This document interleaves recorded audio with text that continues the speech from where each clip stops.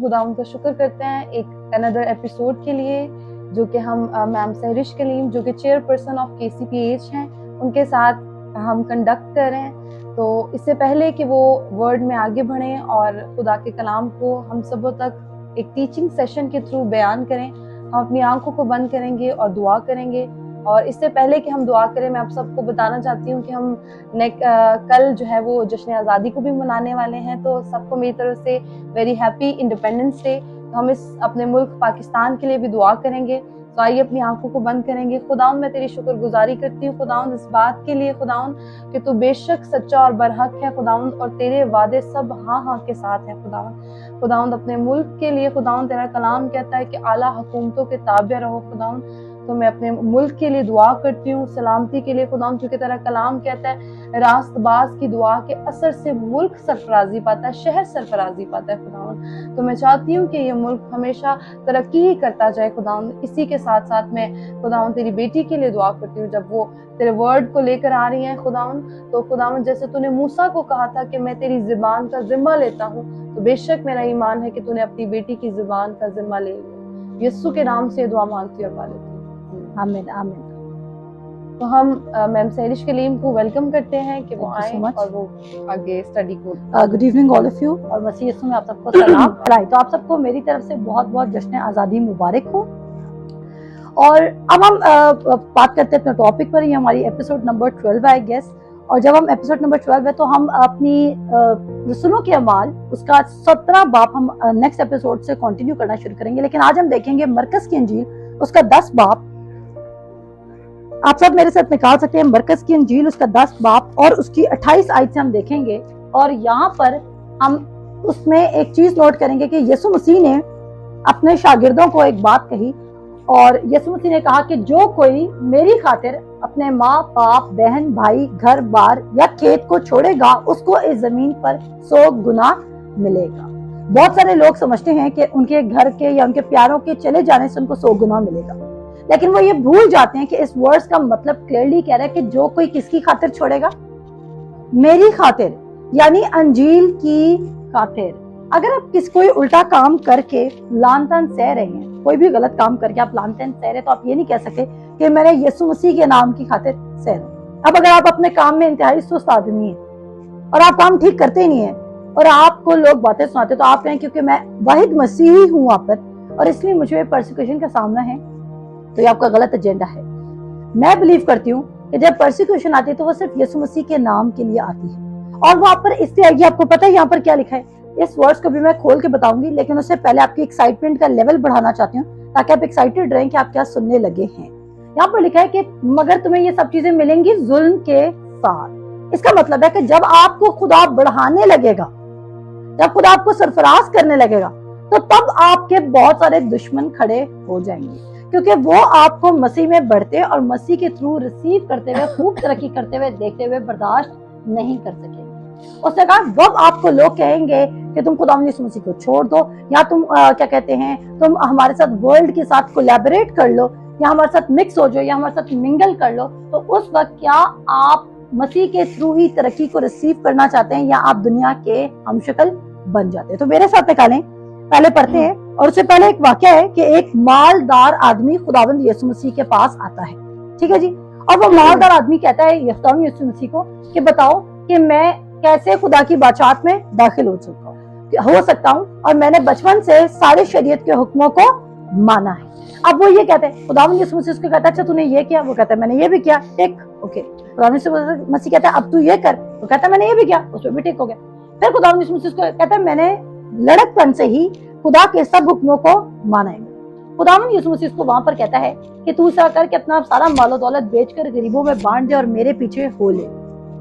और यहाँ पर लिखा है, आ जाए मेरे साथ, यीशु ने 21 आयत पे आ जाए, आप 20 आयत से पढ़ूंगी, 10 बाब की 20 आयत से। उसने उससे कहा ए उस्ताद, मैंने लड़कपन से इन सब पर अमल किया है। यीशु ने उस पर नजर की और उसे उस पर प्यार आया। यीशु मसीह को क्या आया? उस पर प्यार आया, और उसने कहा एक बात की तुझ में कमी है। और वो क्या कमी थी? मैं आपका फोकस आज बादशाहत की दौलत पर सेट करूंगी, लेकिन दुनिया की दौलत से उठाऊंगी भी। समझ आ गई? सरमन का टारगेट क्या है? आपका फोकस खुदा से रिसीव करने पे सेट करूंगी और आप खुदा से जितना मर्जी रिसीव करें, ना मैं एतराज करूंगी और ना खुदा आपको कभी एतराज के ज़मरे में खड़ा करेगा। लेकिन ये वाला जो रेफरेंस है, ये वाली जो एग्जांपल है, वो बड़ी मिसकोट की जाती है और बड़े प्रीचर्स कहते हैं कि खुदावन यीशु मसीह ने खुद कहा था कि मालदार शख्स खुदा की बादशाहत में दाखिल नहीं हो सकता, जबकि ये वर्स तो लिखी ही नहीं है। लिखिए, मालदार का खुदा की बादशाहत में दाखिल होना बहुत मुश्किल है। दाखिल ना होना और मुश्किल से दाखिल होना, मुश्किल, ये एक दो डिफरेंट स्टेटमेंट्स है।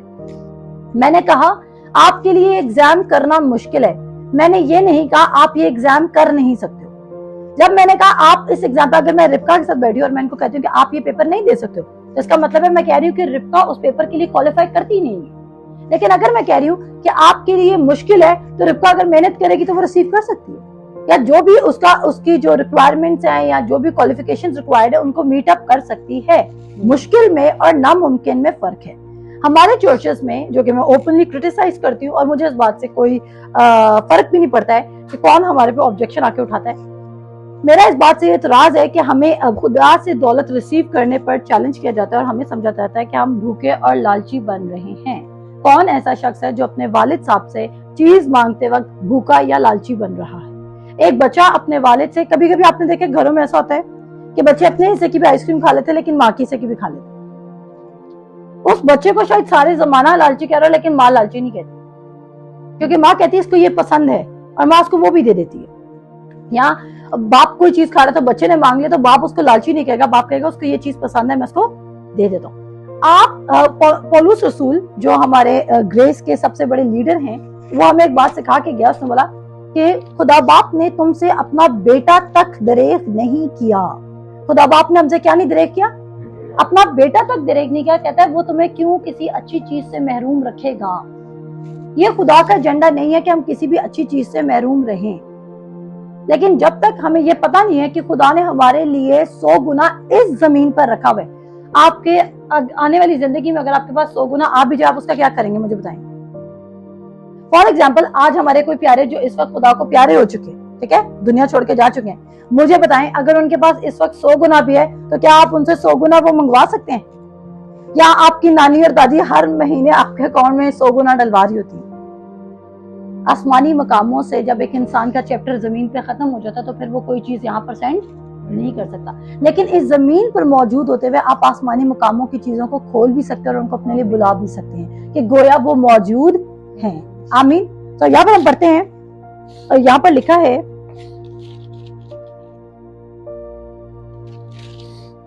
यसू ने उस पर नजर की और उससे उस पर प्यार आया और उससे कहा, एक बात की तुझ में कमी है, जा जो कुछ तेरा है बेच कर गरीबों को दे, तुझे आसमान पर खजाना मिलेगा और आकर मेरे पीछे हो ले। हमें खुदा का कलाम बताता है कि यीशु मसीह खुद कलाम है। अगर यीशु मसीह खुद कलाम है तो इमसाल की किताब कहती है कि कलाम क्या है? सोने चांदी। और ज़बूर क्या कहते हैं कि कलाम क्या है? सोना चांदी। उम्दा सोने से भी ज्यादा उम्दा कौन है? खुदा का कलाम। जब आप यीशु मसीह के पीछे हो लिए हैं तो इसका मतलब आप ऑलरेडी खजाने की तरफ निकल चुके हैं और खजाना आपको मिल चुका है। Yeshu Masih as a person prosper है। क्या है? As a person prosperity. अगर हम प्रॉस्पेरिटी को डिस्क्राइब करें तो यीशु मसीह क्या है? प्रॉस्पर। यीशु मसीह क्या है? प्रॉस्पर। और जिस किसी के अंदर खुदावंद यीशु मसीह आ चुका है वो क्या है? प्रॉस्पर है। तो आपको मटेरियल कितनी देर में मिलता है या कितना स्लोली मिलता है ये मैटर नहीं करता है। आपके पास ऑलरेडी आसमानी मुकामों में मौजूद है जिसको आपने क्या करना है? कॉल आउट करना है। अब आगे बढ़ते हैं। उससे बोला, अब अगर कोई आम शख्स पढ़े ये, या अगर कोई पादरी साहब ये पढ़े या चर्च के लीडर पढ़े तो वो कहेंगे अच्छा देखो खुदावंद ने कहा कि गरीबों को दे दे और मेरे पीछे हो ले। लेकिन वही पादरी है जो अपनी गाड़ी अच्छी रखना चाहते हैं लेकिन आवाम को अच्छी गाड़ी देखते हुए उनको ट्रबल होगी। जो वर्ड ऑफ गॉड है वो सिर्फ पादरियों के लिए नहीं लिखा गया, वो चर्च के लीडर्स के लिए नहीं लिखा गया, वो साहिबानों के लिए नहीं लिखा गया, वो इंडिविजुअली आपके और मेरे लिए भी लिखा गया। और अगर मेरे और आपकी बरकत इसमें लिखी है तो हमारा काम बनता है हम इसको खोलें और उसको पढ़ें और अपने हिस्से की दौलत इस जमीन पर रिसीव करके जाएं। मैंने ये नहीं कहा कि आप खुदा के साथ आप एक दिन में भी शिफ्ट हो सकते हैं। सबसे इंटरेस्टिंग बात आज सुनिएगा। जब खुदावंद यीशु मसीह ने, और आपको बहुत अच्छी लगेगी, जब खुदावंद यीशु मसीह ने पतरस को बोला कि मेरे पीछे हो ले, उस दिन पतरस की जिंदगी में, उसके बिजनेस में सबसे ज्यादा प्रॉफिट हुआ था। ऐसा है कि नहीं है? वो कह नहीं सकता था आज ही तो मेरी जिंदगी का सबसे बड़ा हिट मिला है मुझे बिजनेस में, लेकिन उसी दिन खुदा ने कह दिया इस बिजनेस को छोड़ और मेरे बिजनेस में शामिल हो जा। बात पर्सपेक्टिव की है, बात मेंटेलिटी की है कि आप किस हार्ट से दौलत के पीछे जा रहे हैं। आप दौलत इसलिए रिसीव करें कि वो आपका पोर्शन है, या आप दौलत इसलिए रिसीव करना चाहते हैं कि आपको लगता है कि दौलत के अलावा आपका कोई खुदा ही नहीं है। दौलत ने आपको मेडिसिन दिलानी है, दौलत ने ही आपके बच्चों को पढ़ाना है, दौलत ने ही आपकी जिंदगी को सिक्योर करना है। अगर आप दौलत इसलिए एक्यूमुलेट करें कि आप बहुत सारे गार्ड्स रख सकें और आपकी जान को खतरा ना हो, इसका मतलब है आप फरिश्तों की पावर पे बिलीव नहीं करते। अगर आप दौलत इसलिए एक्यूमुलेट करें और आप अपने इंश्योरेंस करवा रहे हैं, मैं इंश्योरेंस के खिलाफ नहीं हूँ, लेकिन मैं एक बात बता रही हूँ, अगर आप ये सब चीजें इसलिए प्रैक्टिस करें ताकि आप अपनी मेडिसिन, हेल्थ केयर या ये सब चीजें सेव कर सकें, तो इसका मतलब है आपको यीशु मसीह ने जो मार गई उस पर यकीन नहीं है। हर एक चीज को मैं ये नहीं कह रही कि क्राइस्ट में कुछ बैलेंस करना होता है। क्राइस्ट आपकी जिंदगी में टॉप प्रायोरिटी होगी। Thank God for the doctors, thank God for the security system, thank God for everything, but उन सबसे ज्यादा बेहतरीन क्या है? खुदा का कलाम। अब यहाँ पे लिखा है, हम मरकस उसके 10 बाब की 22 आयत में चलते हैं। उसने बोला जमीन और आकर मेरे पीछे हो ले। इस बात से उसके चेहरे पर उदासी छा गई और वो गमगीन होकर चला गया, क्योंकि बड़ा मालदार था। वो क्या होके चला गया? गमगीन होके।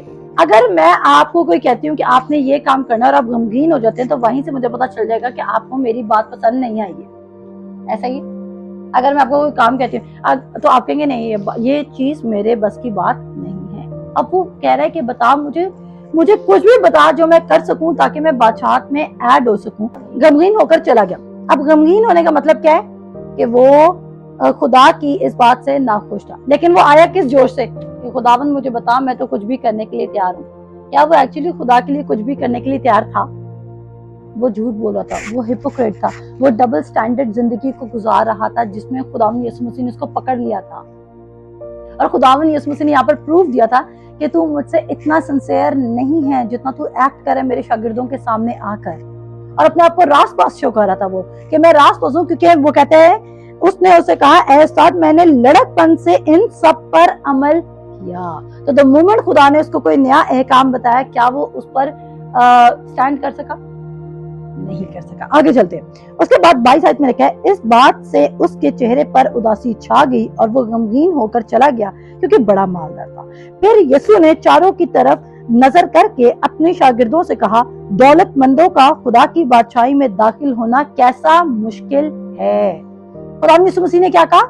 दौलतमंदों का खुदा की बादशाही में दाखिल होना कैसा मुश्किल है।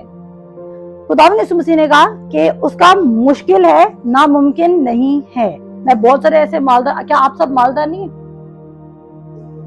ठीक है, अपने अपने लेवल के मालदार हो, लेकिन पैसा तो है ना सबका। ठीक है, हम में से कुछ ऐसे हैं जिनके पास बहुत ज्यादा पैसे, जिनके पास प्रॉपर्टीज भी हैं। तो जब आपके पास बहुत ज्यादा पैसा, तो क्या आप खुदा को फॉलो नहीं कर रहे? आप खुदा को फॉलो कर रहे हैं। मसला माल नहीं है, मसला माल पर दिल कितना सेट किया हुआ है वो है। उसने बोला जहां तेरा माल है वहां तेरा दिल है। आप किसको अपना असली ट्रेजर समझते हो? आप किसको अपना असली माल समझते हो? यीशु मसीह को, उसके वर्ड को, या किसी और चीज पे आपने ज्यादा वैल्यू को प्लेस किया हुआ है? लोगों ने ज्यादा वैल्यू किस पे प्लेस किया हुआ है? तो हमने शायद अपने जॉब पे, अपने स्पाउस पे, अपने एजुकेशन पर, अपने माल पर, अपनी प्रॉपर्टी पे, या किसी भी ना किसी चीज पर अपना फोकस सेट किया हुआ है। मेरे अजीजों, ये चीजें बुरी नहीं है। मैं इन चीजों को खुद डिजायर करती हूँ और मैं बिलीव करती हूँ कि मेरे पास ये सब कुछ होना चाहिए, क्योंकि अगर हमारे पास होगा तो हम किसी की हेल्प कर सकते हैं। अगर हमारे पास खुद के खाने के लिए नहीं, तो हम कभी अपना हाथ बढ़ा के देने वाले बनेंगे? कभी भी नहीं बनेंगे। हम देने वाले तभी बन सकते हैं जब हम एक तो देना शुरू करेंगे और खुदा में इंक्रीज करेगा, और उसके बाद क्या होगा कि हम अपने तक रखेंगे नहीं। आज खुदा ने, आप जितने मेरे सामने बैठे हैं, ये रिस्पॉन्सिबिलिटी खुदा ने आपके कंधों पे बिठाई है कि आप बिलीव करना शुरू करें और अपना 100 गुना रिसीव करें, क्योंकि आप इस जमीन पर 100 गुना को तो एंजॉय नहीं कर सकते एक इंसान होने के नाते। तो आप उसमें से, आपको पता है खुदा का 100 गुना इतना ज्यादा होगा, इतना ज्यादा होगा कि आप शायद 80 गुना उससे ज्यादा लोगों की जिंदगी तब्दील करने में लगा दें। और आप 20 गुना पर भी इस वक्त दुनिया में मल्टी मिलियनियर्स या बिलियनियर्स में आने लग जाएंगे।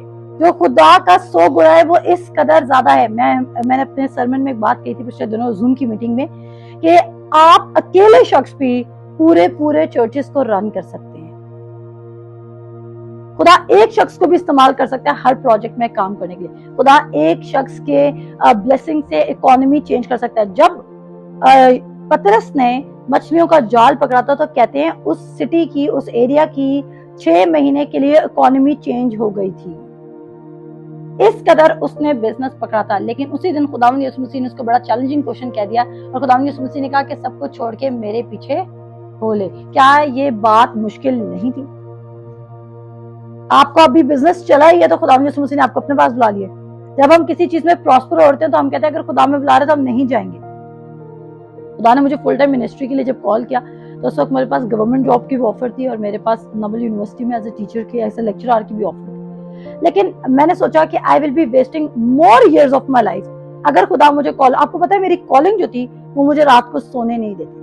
मैं रात को भी उठ के बैठी होती थी और दिन को भी, क्योंकि मेरे माइंड में चलता था तो God is calling me for something different. मैं जिस जगह काम करती वहां पर मेरा दिल लगना बंद हो चुका था। आकर टीचिंग मेरा फेवरेट, एक पैशन कह लें, मेरा पैशन है।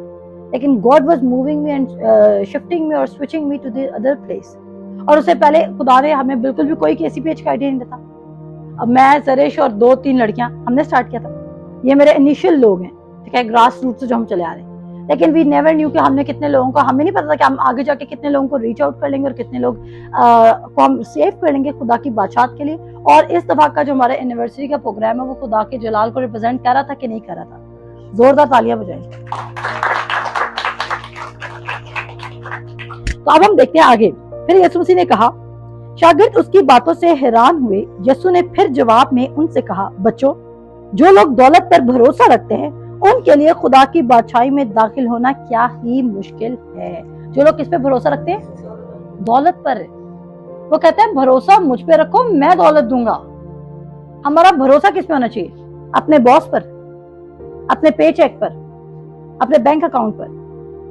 देखें, जब खुदा ने, आपको पता है, कोई मुझे ये बता सकता है हमारे राउंड जितने लोग बैठे हैं कि खुदा ने इस्राइल कौम को ये क्यों कहता था कि डेली बेसिस पे खाना जमा करो, जो ज्यादा जमा करेगा उसके खाने में कीड़े पड़ जाया करते? क्यों खुदा कहता था? खुदा इस्राइल कौम को कहता था कि डेली का डेली मैं मन बरसाऊंगा और तुमने उतना ही जमा करना जितना तुम्हारे खानदान के मुताबिक है। ठीक है, एक बात तो सही है कि खुदा उनको लालच से निकालता, लेकिन एक और रीजन है। अगले दिन का एक तो ईमान हो, नेक्स्ट डे के लिए भी वो बिलीव करें कि खुदा भेजेगा, और खुदा उनको सेविंग मेंटालिटी से निकाल रहा था। कौन सी जहनियत से? Saving mentality. कभी कभी जब हमारे पास बहुत ज्यादा सेविंग पड़ी हो तो हम और के लिए बिलीव नहीं करते।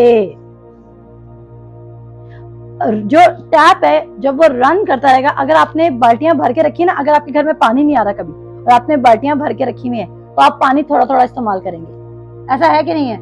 आप अपने सारे काम उसी के मुताबिक करेंगे। यार, सबके घर में कभी ना कभी तो पानी आना बंद हुआ होगा ना कभी जिंदगी में। तो आप क्या करेंगे? आप उतना ही पानी इस्तेमाल करेंगे जितना आप तो आपके लिए नेक्स्ट डे के लिए भी पड़ा हो। लेकिन अगर आपको पता है आपकी टैंकी भी भरी हुई है और नीचे वाली टैंक में भी पानी है और अगले दिन भी पानी आना है, तो आपका पानी का फ्लो कैसा होगा? आप जिनके घर पानी नहीं भी आ रहा उनको भी कहेंगे हमारे घर आके नहा लो। क्या आप किसी को भी अपने घर में नहाने की ऑफर दे देंगे या कोई काम करने की ऑफर दे देंगे? क्यों? क्योंकि आपके पास वो मेंटालिटी नहीं कि नेक्स्ट डे आएगा नहीं।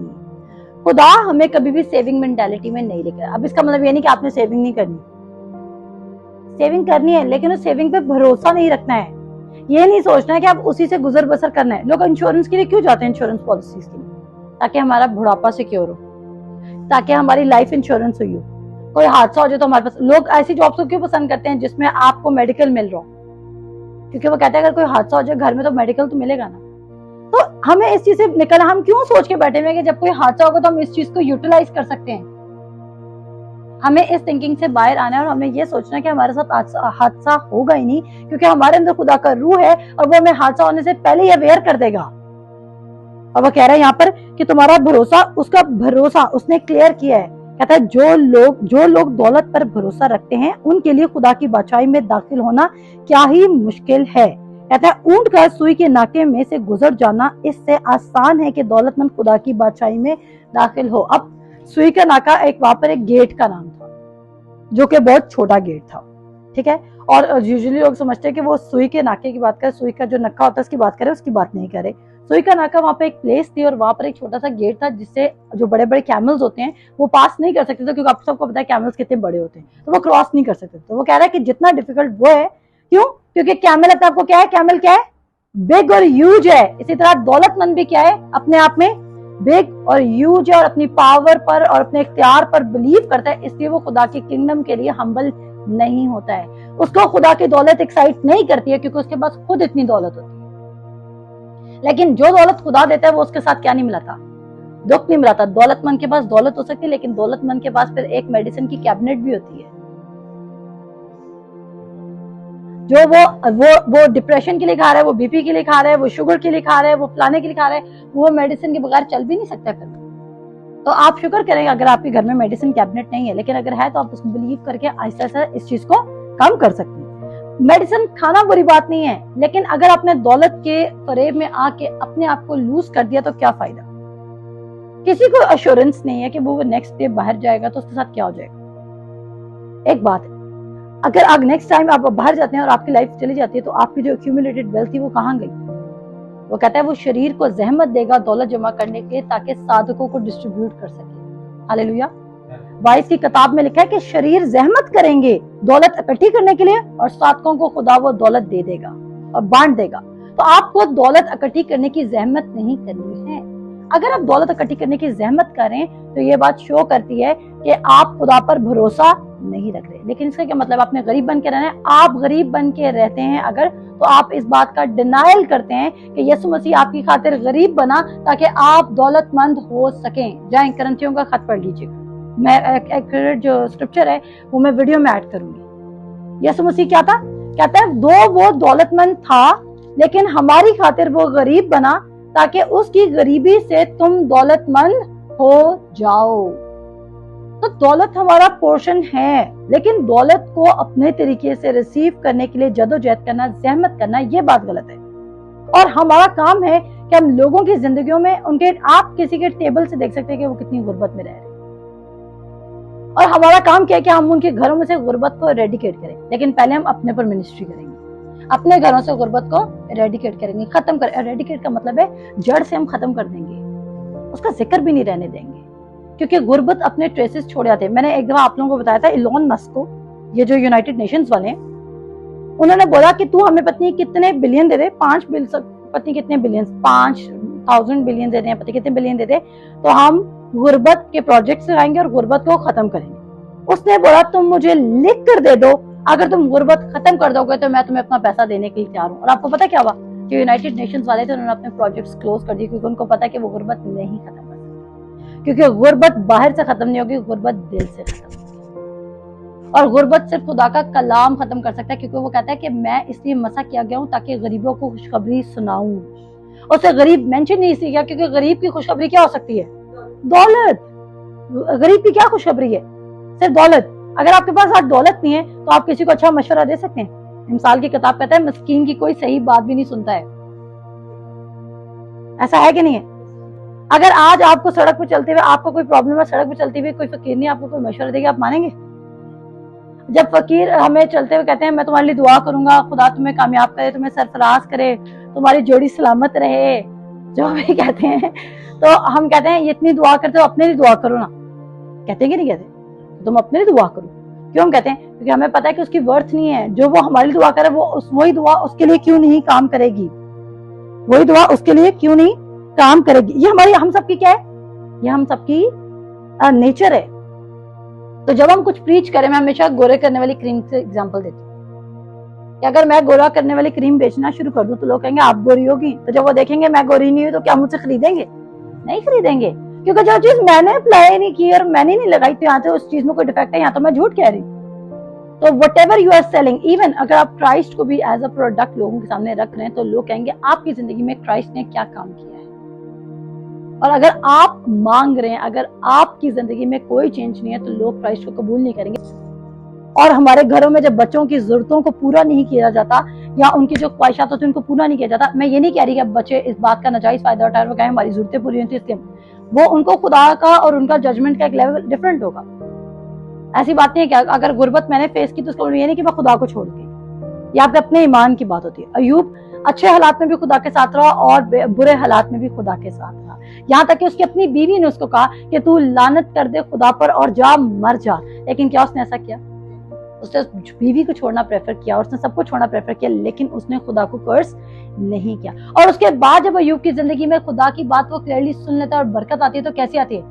कहते हैं डबल। आप अयूब का पहला बाप और अयूब का लास्ट बाप अगर आप पढ़े तो अयूब के पास अगर 7,000 भेड़े थी तो आखिरी चैप्टर में उसके पास 14 हैं।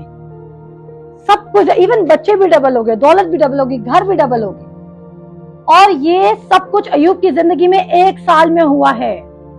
ये कोई लंबी चौड़ी किताब नहीं लिखी गई अयूब की। कितने सालों में हुआ? 1 साल में। एक ही साल में उसकी जिंदगी में डाउनफॉल आता है, एक ही साल में क्या होता है, दोबारा वो अपलिफ्ट हो जाता है, क्योंकि वो खुदा की आवाज को वाज़ेह तौर पर सुन लेता है।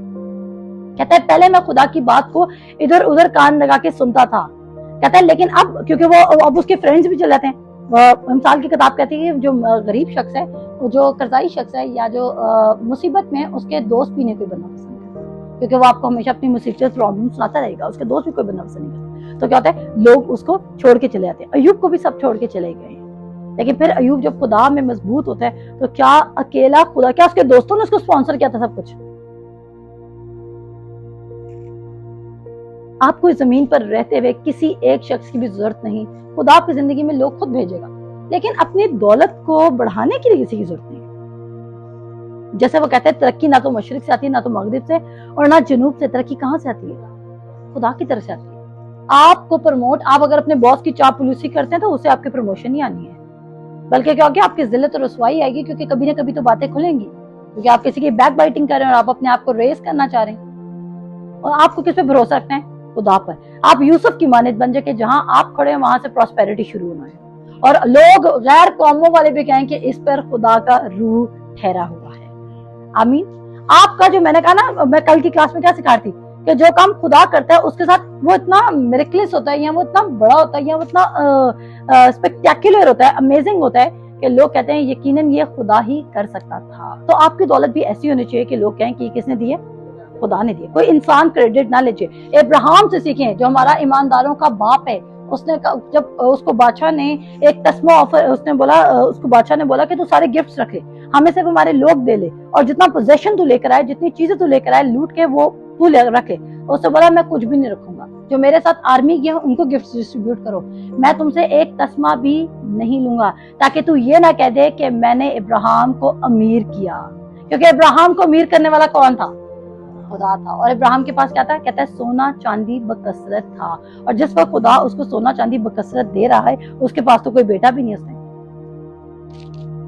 आमीन।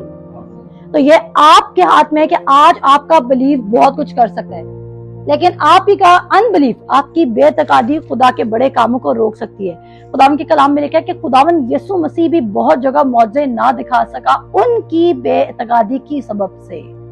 खुदा आपकी जिंदगी में काम नहीं कर सकता अगर आपकी जिंदगी में बेतकादी की जड़ें लगी हुई हैं। आपको खुदावन यीशु मसीह, आपको उस पॉइंट पर आना है जहां पर आप खुदावन यीशु मसीह के लिए अपना घर बार, अपने माँ बाप, अपने बहन भाई सब कुछ छोड़ने के लिए रेडी हो जाएं। और अगर आप हो जाएंगे तो आपको बताना चाहती हूँ, आपके पास कभी कमी नहीं होगी। मैं आपके सामने एक लिविंग एग्जाम्पल। एक पॉइंट आता है कि जहां पर आप सब चीजों को नो कह देते हैं, और जब आप सब चीजों को नो कह देते हैं, वही आपका पॉइंट है जहां पर खुदा आपको यस कहने लगता है। आमीन। मरकस उसके 10 बाब की हम 24 आयत पे हैं। शागिर्द उसकी बातों से हैरान हुए। यीशु ने फिर जवाब में उनसे कहा, बच्चों, जो लोग दौलत पर भरोसा रखते हैं उनके लिए खुदा की बादशाही में दाखिल होना क्या ही मुश्किल है। ऊंट का सुई के नाके में से गुजर जाना इससे आसान है कि दौलतमंद का खुदा की बादशाही में दाखिल हो। वह निहायत ही हैरान होकर उससे कहने लगे, फिर कौन नजात पा सकता है? उसने बोला फिर नजात का जरिया क्या है? यानी कि वो भी बिलीव करते हैं अगर हम सारे काम कर लें तो हम नजात पा सकते हैं। और यहाँ पर यीशु मसीह ने एग्जाम्पल सेट किया कि वो दौलतमंद सब काम करता भी है तो भी नजात नहीं पा रहा, क्योंकि वो मेरे पीछे नहीं हो रहा। नजात किस तरह मिलेगी? जब यीशु के वसीला से नजात है, और किसी माबूद के वसीला से नजात नहीं, सिर्फ खुदावन यीशु मसीह के वसीला से क्या है? नजात है। और वहां पर उसने कहा कि मैं तो लड़कपन से सब बातें मान रहा हूँ, लेकिन खुदावन यीशु मसीह ने उसकी बातों को डिनाई करके कहा कि निजात किसकी वसीला से? मेरे वसीला से। आगे पढ़ते हैं। यस्सु ने उनकी तरफ नजर करके कहा, यह आदमियों से तो नहीं हो सकता, लेकिन खुदा से हो सकता है, क्योंकि खुदा से सब कुछ हो सकता है। उसने बोला, तुम अपनी निजात को खुद रिसीव नहीं कर सकते, इसलिए खुदा तुम्हारे लिए निजात का प्लान रखकर बैठा हुआ है। क्या आप में से किसी ने अपनी निजात के लिए खुद कोई एफर्ट किया? आपने, पौलुस रसूल कहता है, तुमने आज तक गुनाह से जंग लड़ने में अपना एक दफा एक बूंद खून भी नहीं बहाया है।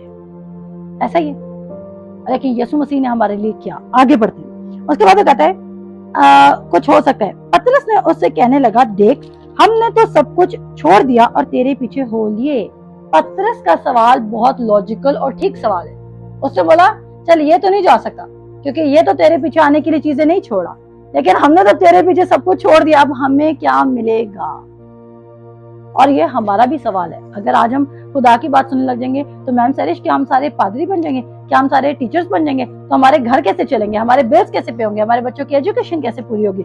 हमारे मेज पे रोटी कैसे होगी? और ये सवाल बिल्कुल आपके ठीक है, क्योंकि इंसान होने के नाते मत्ती उसका 6 बाप में लिखा है, वो कहता है कि तुम इन सब बातों की फिक्र ना करो। कहता तुम्हारी कदर किससे ज्यादा है? चिड़ियों से भी ज्यादा, परिंदों से ज्यादा तुम्हारी कदर है। कहता क्या तुम्हारा आसमानी बाप तुम्हें अच्छी चीजें नहीं देना जानता? लेकिन साथ एक और बात कहता है, वो कहता है पहले तुम उसकी क्या करो? कहता है पहले तुम उसकी बादशाही और उसकी रास्तबाजी। बादशाही भी खुदावंद यीशु मसीह की और रास्तबाज भी खुदावंद यीशु मसीह। यानी कि किसको फॉलो करना है? खुदावंद यीशु मसीह। कहता है पहले तुम उसकी बादशाही और उसकी रास्तबाजी की तलाश करो और ये चीजें भी तुम्हें मिल जाएंगी। ये चीजें आपको मिल जाएंगी और मिलनी चाहिए, क्योंकि यीशु मसीह को फॉलो करने के रिवॉर्ड्स हैं। यीशु मसीह के पीछे चलने के क्या है? रिवॉर्ड्स हैं, इनहेरिटेंस है। रिवॉर्ड होता है कुछ एक्स्ट्रा करने पे, इनहेरिटेंस है ये आपकी। और अब आगे पढ़ते हैं, मेरे साथ सब निकाले, मेन वर्स पे आ जाए। मरकस की इंजील उसका 10 बाब और उसकी 29 आयत में लिखा है, यीशु ने उससे कहा, मैं तुमसे सच कहता हूं कि ऐसा कोई नहीं। यानी कि अगर आप एक शख्स कह रहे हैं ना, कि एक शख्स कह रहा है आपके सामने आता है और वो कहता है कि मैंने यीशु की खातिर सब कुछ छोड़ दिया लेकिन मैं अभी तक गरीब हूं, तो वो झूठ कह रहा है। कहता है, क्योंकि ये खुदावंद यीशु मसीह की स्टेटमेंट है। ये पौलुस रसूल नहीं कह रहा, ये पतरस नहीं कह रहा, ये तीमुथियुस नहीं कह रहा, ये यूहन्ना नहीं कह रहा, ये यसाया नहीं कह रहा, ये यिर्मयाह नहीं कह रहा, ये खुदा का बेटा खुदावंद यीशु मसीह खुद कह रहा है, जो कहता है कि मैं सिर्फ वो कहता हूं जो मेरा बाप मुझे कहने को कहता है। खुदावंद यीशु मसीह सिर्फ वो कहता और करता था जो उसका बाप उसको कहने को कहता था। यानी कि आप ये भी नहीं कह सकते, कलाम में आप ये भी चैलेंज नहीं कर सकते कि ये स्टेटमेंट को शायद पौलुस रसूल ने मिसअंडरस्टूड किया था। ये स्टेटमेंट किसकी है? खुदावंद यीशु मसीह की। और फिर यहाँ पे क्या कहता है? कहता है ऐसा कोई नहीं। यानी कि उसने कहा अगर 1000 लोग भी खुदावंद यीशु मसीह की खातिर निकल पड़ेंगे ना, तो वो 1000 के 1000 भी उसी लेवल के ब्लेस होंगे। आप में से कितने हैं जो 10 गुना पे सरवाइव करना चाहते हैं? कोई भी नहीं कर सकता। कहता है कोई 10 गुना, कोई 60 गुना, कोई 30 गुना, कोई 60 गुना, कोई 100 गुना। लेकिन खुदावंद यीशु मसीह का एक्सट्रीम क्या है? 100 गुना। और वो आपको 100 गुना देना चाहता है। अभी देखिए, हम में से कोई भी 100 गुना पे लिव नहीं कर रहा, मैं समझती हूँ कि हम कोई 30 गुना पे भी लिव नहीं कर रहा, लेकिन क्या हमारी जिंदगी में बरकत नहीं है? और अभी भी हम खुदा का शुक्र करते हैं और हम रोज कहते हैं यार खुदा ने आज हमारी जिंदगी में ये काम कर दिया, आज खुदा ने हमें वहां से ब्लेस कर दिया, आज खुदा ने ये कर दिया, आज हमें प्रमोशन मिल गया, इंसेंटिव मिल गया, बोनस मिल गया, हम बॉस की नजर में अच्छे हो गए, हमारे घर में ये चीज खराब थी, ये चीज खुदा ने ठीक कर दिया, हमें फेवर मिल गई। अगर आप अभी से खुदावंद यीशु मसीह को कबूल करने के बाद एक्साइटेड और खुश रहने लगे हैं, तो सोचे अगर आप फुली तौर पर खुदावंद यीशु मसीह को कमिटेड क्रिश्चियंस चाहिए। कौन से क्रिश्चियंस? और कमिटेड क्रिश्चियंस के लिए वर्स लिखी गई है। अगर आप कमिटेड क्रिश्चियन नहीं है तो आप प्रॉस्पर नहीं कर सकते। आप बिलीवर हो सकते हैं, बिलीवर में और कमिटेड क्रिश्चियन में जमीन आसमान का फर्क है। मैं पिछले 10 साल जो मेरी जिंदगी के 2021 से पीछे, मैं एक बिलीवर थी, लेकिन मैं एक कमिटेड क्रिश्चियन नहीं। कमिटेड क्रिश्चियन और एक बिलीवर में फर्क है। कमिटेड क्रिश्चियन क्या करेगा? वो उसके सामने कोई भी चीज आएगी जो खुदा से ऊपर उसकी जिंदगी में प्लेस करेगी, उसको रिमूव कर देगा। और ये वर्स किसके लिए लिखी गई? कमिटेड लोगों के लिए, कमिटेड बिलीवर्स। और तरक्की किसकी आएगी? Committed believers. वरना बिलीवर्स तो बहुत सारे हैं। क्या बड़ी बड़ी कन्वेंशन में जहाँ 1000 लोग बैठा था, पास्टर साहब ऑल्टर कॉल देते हैं, तो अगर 500 बंदा भी उस दिन सेव हो गया तो वो सारे बिलीवर्स नहीं बन गए। लेकिन अगर वो 500 लोगों की जिंदगी में प्रॉस्पेरिटी आ जाए तो चीजें चेंज नहीं हो सकती हैं? क्या डिफरेंट प्रोजेक्ट्स नहीं खुल सकते? लेकिन क्या ऐसा हो रहा है? नहीं, क्योंकि लोग बिलीवर तो बन जाते हैं लेकिन कमिटेड बिलीवर नहीं बनते हैं। जो खुदा के कहने के मुताबिक लिव करना शुरू करें, पाक रूह को अलाउ करना शुरू करें। एक बहुत बड़े पास्टर है, उनकी एक कोटेशन है, वो कहते हैं कि अगर हम लोगों को खुदा की रूह की आवाज को सुनना सिखा दें तो लोग क्या कर सकेंगे, कहता है लोग प्रॉस्पर होना शुरू हो जाएंगे। जल्दी से उसको वाइंड अप करेंगे। उसके बाद वो कहता है, यीशु ने उससे कहा, मैं तुमसे सच कहता हूं कि ऐसा कोई नहीं जिसने घर या भाइयों या बहनों या माँ या बाप या बच्चों या खेतों को मेरी खातिर और अंजील की खातिर छोड़ दिया हो और अब इस जमाना में 100 गुना ना पाए। आपको सब कुछ 100 गुना मिल सकता है, लेकिन देखें यहाँ पे बीवी और शौहर वाली बात काट दी गई है। पता चले शौहर समझ रहे 100 गुना बीवियां भी मिल सकती है, ये नहीं मिलेगा। बीवी एक ही मिलेगी और अच्छी बात है, एक ही होनी चाहिए, और शौहर भी एक ही मिलेगा। लेकिन बाकी सब क्या चीजें क्या है, खुदा अगर आपके असली माँ बाप आपको छोड़ जाएंगे तो खुदा आपकी जिंदगी में मिनिस्ट्री में ऐसे लोग ले आएगा तो आपको वालिदैन की तरह मोहब्बत देने लग जाएगी। मिनिस्ट्री में खुदा आपको इतने सारे बहन भाई दे देगा जैसे मुझे मिले में इतने सारे। क्या आप समझ नहीं आता भाई किसको कह रहे बहन किसको कह रहे, इतने सारे बहन भाई। आगे वो क्या कहते हैं, कहता है अब इस जमाना में 100 गुना ना पाए। किस जमाना में? जमीन पर। ऊपर की दौलत का आपने कुछ भी नहीं करना जब वो ऊपर चले गए। मैंने पहले शुरू में एग्जांपल दे दी थी, आपकी दादी नानी जो आज आसमान पे बैठे हैं या कोई भी बैठा हुआ है, क्या आपको वहां से भेज रहे? इस जमाना में हमें कितना मिलेगा? 100 गुना। और क्या आपको 100 गुना लेना चाहिए कि नहीं लेना चाहिए? लेना चाहिए, क्योंकि ये किसी इंसान ने आपसे वादा नहीं किया, खुदावंद यीशु मसीह ने, जिसने आपके लिए जान दी, उसने वादा किया। और हम 100 गुना तक जाएंगे। हम क्यों नहीं जा सकते? आप सोचो अगर हम सब 50-50 गुना तक भी चले जाए ना, मैं कहती हूँ पाकिस्तान हम बदल के रखते हैं। लेकिन इसके लिए क्या होगा, हमें क्या बनना पड़ेगा? Committed Christians. संडे क्रिश्चियंस नहीं, बाइबल स्टडी क्रिश्चियंस नहीं, कमिटेड क्रिश्चियंस। जब हमें कोई देख रहा है हम तो भी खुदा के साथ कनेक्टेड हैं, जब हमें कोई नहीं भी देख रहा हम तो भी खुदा के साथ कनेक्टेड हैं। हमारी प्राइवेट लाइफ में भी खुदा की वही वैल्यू है जो हमारी पब्लिक लाइफ में है, क्योंकि यूजुअली पब्लिक लाइफ में, आपको पता है पब्लिक लाइफ में मैं इतना अच्छा डिस्प्ले दे सकती हूँ कि आपको पता ही नहीं चलेगा कि मैं कभी प्राइवेट लाइफ में कोई गलत काम करती हूँ। एक बात करी, लेकिन प्राइवेट लाइफ में खुदा तो आपको देख रहा है ना, और सक्सेस तो उसने ही देना है और तरक्की तो उसने देनी है। जब आपका दिल तब्दील ही नहीं हो रहा तो क्या आपको मिलेगी? और वो कहता है अकल नहीं हो जाने के साथ साथ सूरत बदलते जाओ। और वो कहता है दुनिया के हम शक्ल ना बनो। ये हमें हुक्म हुआ है कि हमने दुनिया का हम शक्ल नहीं बनना। ये हमें क्या हुआ है? ये हमें हुक्म है कि हमने दुनिया का हम शक्ल नहीं बनना। हमारे वेस उनके वेस में, कहता है तुम्हारी राहें मेरी राहें नहीं है। अगर खुदा आज भी आपको ये कह रहा है कि तुम्हारी राहें मेरी राहें नहीं, इसका मतलब है आपकी दुनिया की राहें हैं। क्योंकि अगर आपकी राहें और खुदा की राहें सेम हैं तो खुदा आपको क्यों कह रहा है कि तुम्हारी राहें और मेरी राहें सेम नहीं? और आमूस की किताब में लिखा है जब तक दो बाहम मुत्तफिक नहीं वो इकट्ठे कैसे चलेंगे। खुदा आपको तरक्की के लिए नॉर्थ लेके जाना चाह रहे हैं, लेकिन आप वेस्ट जाना चाह रहे हैं। आप खुदा नॉर्थ में खड़ा है आपकी सक्सेस को रख के, लेकिन आप वेस्ट में बैठे हुए क्योंकि आपको लगता है कि खुदा मेरे लिए वेस्ट में तरक्की जनरेट करे। तो खुदा बेटर जानता है कि उसने आपको किस जगह कैसे किस तरह तरक्की देनी है। उसको काम करने दें। God is smarter than you, don't forget this. बहुत सारे लोग समझते हैं we are smarter than God, और जो ऐसा समझते हैं वो दुनिया के सबसे बड़े फूल्स हैं। खुदा आपसे ज्यादा स्मार्ट है और उसी को स्मार्ट रहने दें। और जो लोग खुदा को स्मार्ट मानते हैं, आपको बताना चाहती हूँ खुदा उनको जमीन पर स्मार्ट बनाना शुरू कर देता है। जब आप खुदा को स्मार्टर मानेंगे तो अब आपको जमीन पर क्या बनाना लग जाएगा? स्मार्ट। चाहे वो आपके लुक्स हो, चाहे वो आपका बिजनेस हो, चाहे वो आपका रिलेशनशिप हो, वो हर चीज में ग्रेस, वो कहता है हर तरह का फसल तुम पे कसरत से होने लग जाएगा। आगे बढ़ते हैं और उसके बाद वो कहता है अब इस जमाना में 100 गुना ना पाए घर और भाई और बहनें और माएं और बच्चे और खेत मगर जुल्म के साथ और आने वाले आलम में हमेशा की जिंदगी। और उसने कहा मगर किसके साथ? जुल्म के साथ। अब इस जुल्म को मैं थोड़ा सा एक्सप्लेन करूंगी 2 मिनट और उसके बाद हम बाइबल स्टडी का एंड करेंगे। क्या जुल्म? जब आप खुदावन के नाम से तरक्की लेना शुरू करेंगे तो लोग आपके दुश्मन खड़े होंगे, लेकिन खुदा का भी यही तरीका है। वो कहता है मैं तेरे दुश्मनों के रूबरू तेरे आगे दस्तरख्वान बिछाऊंगा। अगर उसने आपको पहाड़ों और जंगलात में तरक्की देनी तो आपकी तरक्की पता कैसे चलेगी? उसने अगर आपको 21वीं सदी में पैदा किया तो वो चाहता है आप 21वीं सदी के मुताबिक अमीर हो, उसके मुताबिक दौलतमंद हो, उसके मुताबिक आपका लाइफ स्टाइल हो और उसके मुताबिक आप लोगों को छुड़ाने वाले बन सके।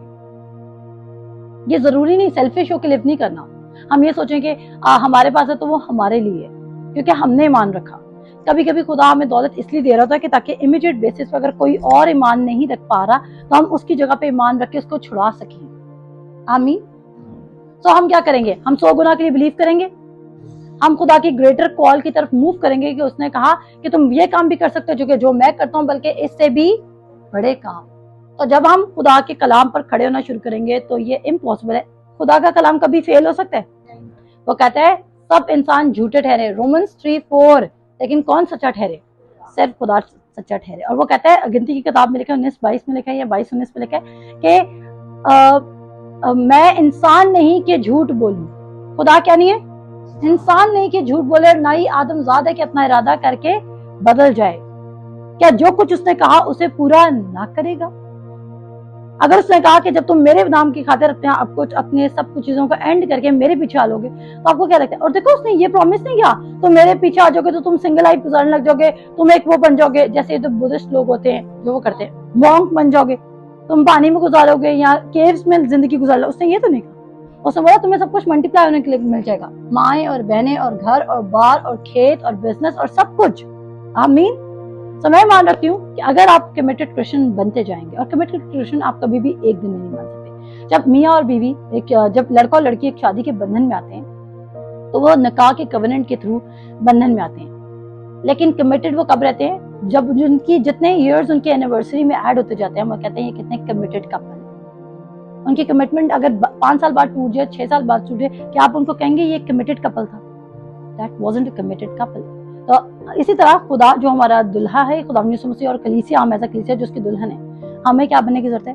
Committed Christians. और ये वर्ड्स मरकस उसका 10 बाब उसकी 2.5 साइड लिखी ही सिर्फ उन लोगों के लिए जो सच में अपना आप को एंड करके, जीरो करके खुदा की बात को सुनना चाहते हैं। और जब आप खुदा की बात को सुनना शुरू करेंगे अपने आप को जीरो करके, आपको रिसीव होना ही होना है रिवॉर्ड्स और ट्रेजर और 100 गुना इसी जमीन पर। और इस जमीन पर जब आपको 100 गुना मिलना शुरू करेगा, आप क्या करना शुरू करेंगे? आप लोगों को ब्लेस करना शुरू करेंगे, आप लोगों को देना शुरू करेंगे। आप एक्चुअली फिर यीशु मसीह को प्रीच भी कर सकते हैं, क्योंकि आप वो नहीं होंगे जिसको कहते हैं कि आप लोगों को ये नहीं कह रहे होंगे कि आप देंगे तो हम कोई प्रोजेक्ट स्टार्ट कर सकते हैं। नो, खुदा आपको वेल एबल बना देगा ताकि, और वैसे भी इब्राहिम की बरकत क्या थी? तू बाई से बरकत होगा। सिर्फ बरकत नहीं, बाई से बरकत। आमीन। तो हम खुदा का शुक्र करते हैं। मैं ईमान रखती हूँ कि यहाँ पर जितने मौजूद हैं उनको खुदा के कलाम की समझ आई होगी। अगर आपको समझ आई है तो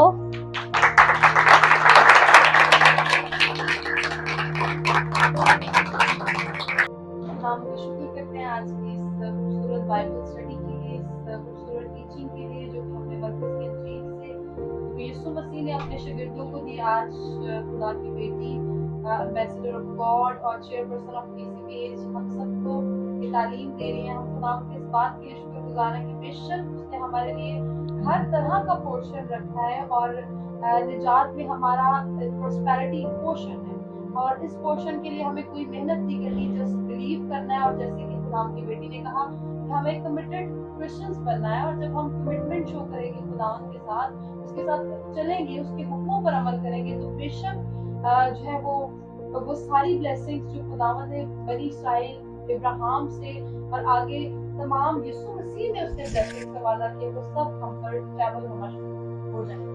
तो सारे राह ट्राई करने, दुनिया की राह ट्राई किए हैं आपने, आप फेल, लेकिन अब जो अपने बारे में ये कहता है कि राह हक को जिंदगी, आमीन, उस राह से हमने ट्राई करना है, और बेशक वो राह पर जाने से कोई भी फेल नहीं होता। आमीन। So God bless you all. खुदा हाफिज़। बाइबल स्टडी के थ्रू सबको ब्लेस करें। Thank you so much.